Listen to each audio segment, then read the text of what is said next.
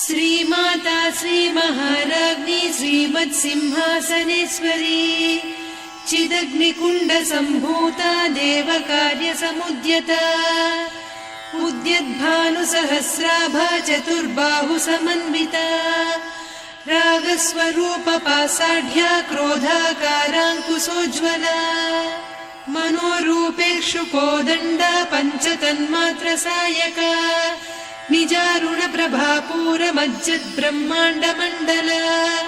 चम्पकाशोकपुन्नागसौगन्धिकलसत्कचा